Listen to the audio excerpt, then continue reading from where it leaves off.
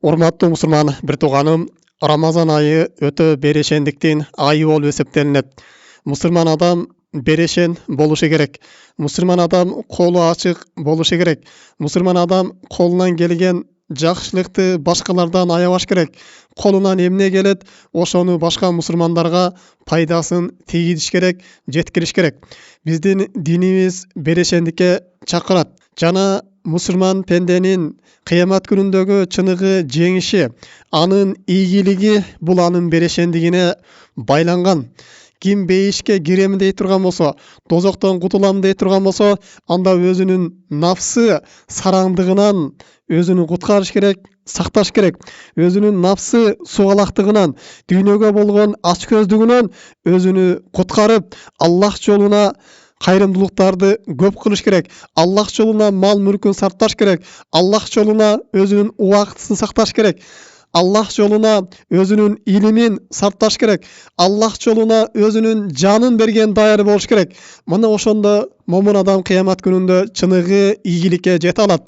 Ал эми ким сараң боло турган болсо, мал дүйнөсүн Аллах жолуна сарптагандан аяй турган болсо, убакытын Аллах жолуна иштеткенден аяй турган болсо, жана илимин, өзүнүн жанын Аллах жолуна арнагандан аяй турган болсо, бул адамдар эртең кыямат күнүндө ийгиликке жете алышпайт. Ийгиликке жете турган болсо дагы өтө оор жол менен жетет. Пайгамбарыбыз саллаллаху алейхи вассалам хадисинде келет: Аллах Таала бейишти өз колу менен жаратты дейт. Жана анын мөмөлөрүн жерге ийилип тура турган кылып койду. Вашакка фиха анхар, жана анын дарыяларын агызып койду да, сумма назара илайха, кийин бейишке карап туруп Аллах Таала айтты: "Такаллами, бейиш сүйлөбөйсүңбү?" дегенде, факалат, бейиш айтат: "Кадафлахал муъминун", момундар ийгиликке жетишти дейт. Аллах Таала бейишке кайрылып: "Ва иззати ва жалали, ла южаврини фихи бахилун", өзүмдүн ыззаттуулугума жана улуктуума касам жеп айтамын, бул бейишке сараң адам кире албайт дейт. Демек, урматтуу мусулман бир тууганым, сараңдык, дүйнөгө болгон суктук бул инсанды бейишке жеткире албайт экен.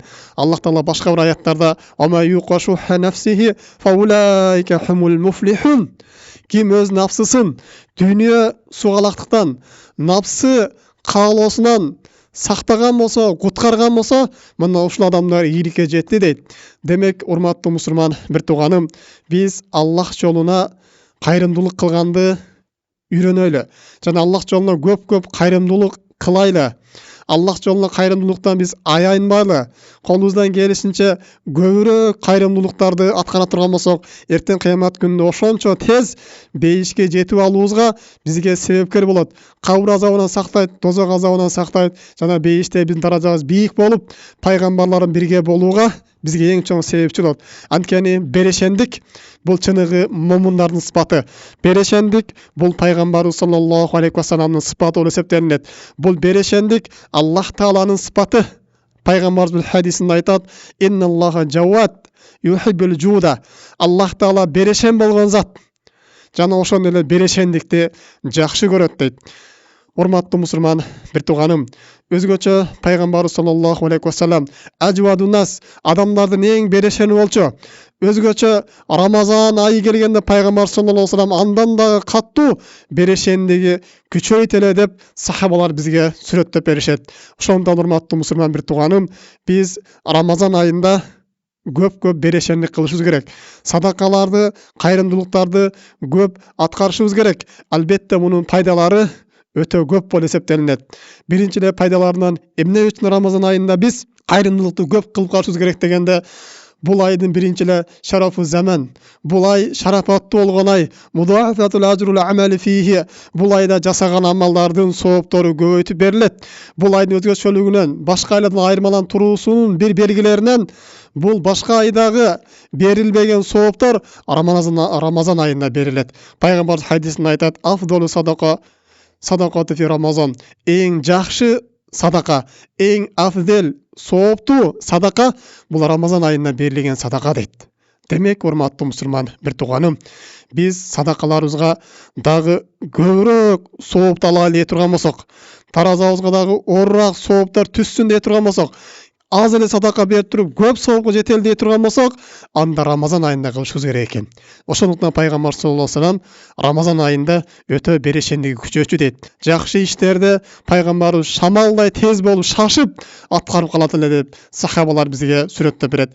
Экинчи Рамазан айындагы берешендин пайдасы бул орозо адамдарга, ибадаткөй адамдарга, Аллахты зикир кылган адамдарга, Куран окуган карыларга жана башка таат ибадат кылып жаткан адамдарга жардам бериштик. Ким кайсы бир адамга жардам бере турган болсо, мына ошол адам ошол ишти аткарып, кандай соопко ээ боло турган болсо, ошол адамга жардам берген адам дагы ал менен тең шерик болуп, соопко эргеше берет. Пайгамбар саллаллаху алейхи айтат: "Мен жахаза гозиян факаду газа." Ким бир Аллах жолунда жихадка чыга турган бир аскер даярдай турган болсо, чындыгында бул адам дагы согушуптур дейт. "Ва ман халафа фи ахлихи факаду газа." Дагы ким Аллах жолуна чыгып кеткен, Аллах жолуна согушка чыгып кеткен адамдын үй бүлөсүнө карашкан болсо, бул адам дагы чындыгында согушуптур дейт. Бул адам дагы ошол адам согушка чыгып, кандай соопторго ээ болгон болсо, бул адам дагы мына ошондой соопторго жетиптир дейт. Демек, урматтуу мусулман бир тууганым, орозо адамдын оозун ачтырган болсоңуз, намаз окуткан адамдын оозун ачтырган болсоңуз, Рамазан айында зикир чалып аткан, Рамазан айында Куран окуп аткан, Рамазан айында башка жакшы иштерди кылып аткан адамга сиз ооз ачтырып кое турган болсоңуз, мына ошол эртең таңдан баштап кечке чейин кандай сооптор тапкан болсо, сиз ошого тең шериктеш, ошол соопторду ала бересиз. Мына урматтуу мусулман бир тууганым, Рамазан айында кайрымдуулук кылуунун фазилеттеринен. Рамазан айында ошол адам канча жакшы иш кылып сооптору көбөйтүлгөн болсо, сиз канча көп соопко ошол адам ээ болгон болсо, ошодон калышпастан анын соогуна сиз тең шериктеш боло бересиз. Пайгамбар саллаллаху алейхи вассалам айтат: "Мен фаттара сойман фалаху мислу ажрихи. Мин гайри ан янкуса мин ажри сойми шей'ан." Ким орозо адамдын оозун ачтыра турган болсо дейт, ага ошол адам соопко жеткендей сооп берилет дейт. Эч кандай кемибестен сооптор берилет деп пайгамбар саллаллаху алейхи вассалам айтат. Демек, орозо адамдын оозун ачтырыш керек экен. Биз буга чейин айтып өттүк, орозо адамга берилүүчү соопторду айтып өттүк. Албетте орозо адамга берилген сооптор бул чексиз экен. Анын соогун Аллах Таала өзү гана берет экен. Андан башка эч ким бере албайт экен. Ал эми сиз орозо адамдын оозун ачтырып кое турган болсоңуз, ошол орозо адамга берилген соопко сиз дагы тең шериктеш боло бересиз. Канча көп адамдын оозун ачтырсаңыз, ошончолук соопторго ээ боло бересиз. Пайгамбар саллаллаху алейхи вассалам хадисинде айтат: "Кайсы бир адам орозо адамга ооз ачтырган болсо" дейт, "Мына ошол адам кандай ибадаттар аткарган болсо орозо адам, ошол соопко бул адам дагы тең шериктеш боло берет" дейт. Башка бир хадисте пайгамбар саллаллаху алейхи вассалам айтат: "Мен фаттара сойман." Ким орозо адамдын оозун ачтырган болсо, "Канат магфиратан лизунубихи." Анын жасаган күнөөлөрүнө кафарат болот дейт. "Ва итқу рақабатихи минан нар." Жана анын мойну дозоктон куткарылат. "Ва кана лаху мислу ажрихи мин гайри ан янкуса мин ажрихи шей'ан." Жана анын үчүн орозо адам жеткен сооптон калышпастан тең шериктеш болуп сооптор берилет дейт. Ошондо сахабалар сурашты: "Колу я Расулаллах, ey Аллахтын элчиси, лейса куллана яжиду ма юфаттиру сойман." Биздин кээ-бирлерибиз орозо адамдын оозун ачтырганы эчтеке таппай калабыз. Анда эмне кылабыз, ey Расулаллах дегенде пайгамбар салам: "Иотуллаху хада саваба мен фаттара соймана мазаккат лабанин." Ким бир уттам сүт берип оозун ачтырып койгон болсо, же бир курма оозун ачтырып койгон болсо, же бир уттам суу берип оозун ачтырып койгон болсо, мына ошол соопко эргешет деп айтты. "Ва мен ашба фихи сойман." Ким бир орозо адамдын курсагын тойгозуп койгон болсо дейт, "Сакахуллаху мин хавди шурбатан ла язма бa'daha hatta yadkhulal jannata." Аллах Таала кыямат күнүндө менин хавызымдагы суудан ичирет. Ал бейишке кирген чейин чаңкабай турган болот дейт. Хавыздын суусун ичкенден кийин деп пайгамбар саллаллаху алейхи вассалам айтып атат. Демек, урматтуу мусулман бир тууганым, орозо адамдын оозун ачтырып коюштук бул анын курсагын зыңкыйып тойгузуу эмес экен. Балки бир курма берип койгон болсоңуз, же бир суу менен ачтырып койгон болсоңуз дагы, ошол орозо адамдын жетишкен соопторуна сиз тең шериктеш боло берет экенсиз. Ал эми курсагын дыңкыйтып тойгузуп койгон болсоңуз, анда кыямат күнүндө пайгамбарыбыздын хавызынан, пайгамбарыбызга берилген көлчөктөгү суудан ичүүгө сизге насип болот экен. Пайгамбарыбыздын хавызы ушундай суу, ал аселден дагы ширин деген. Ким ал сууну иче турган болсо, андан кийин чаңкабайт, суусабайт деген. Мына ошол хавыздан сизге ичүүгө насип кылат экен.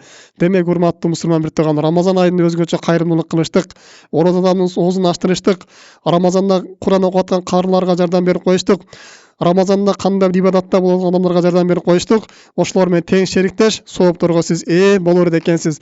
Андан кийинки да урматтуу мусулман бир тууганым, Рамазан айында кылган кайрымдуулуктун пайдасы бул Аллах Тааланын сизге берешендилигин күчөтөт. Ким Рамазан айында берешен боло турган болсо, Аллах Таала дагы бул адамга өзүнүн берешендигин арттырат, күчөтөт. Аллах Таалам да сизге ошончолук рахмат болот. Сиз жер бетиндеги пенделерге ырайым кыла турган болсоңуз, аларга сиз жардамчы боло турган болсоңуз, Аллах Таала да сиздин жардамыңызда болот. Аллах Таала да сизге берешендик кылып рызык эшиктерин ачат. Аллах Таала дагы сизге өз мээримин жадырып, сиздин күнөөлөрүңүздүн кечирилүүсүнө чоң себепкер болот. Демек, урматтуу мусулман бир тууганым, биз бул айда кайрымдуулукту көп кылышыбыз керек экен. Садака болобу, же кандай бир башка бирөөлөргө жардам берүү болобу, ушуларды көбөйтүш керек экен. Оразаданын оозун ачтырып коесузбу, же карыларга жардам берип коесузбу, кандай жакшы иштер колуңуздан келет, ушуну көбөйтө турган болсоңуз, иншалла кыямат күнүндө Аллах Таала сизге эселеген соопторду берет экен. Аллах Таала баарыбызга Рамазан айында жакшы иштерди кылууга тавфик берсин, оразабызды толук кармоого жардам берсин. Субханакаллахумма бихамдик, ашхаду ан ла илаха илля анта астагфирука ва атубу илейк. Ассаламу алейкум ва рахматуллахи ва баракатуху.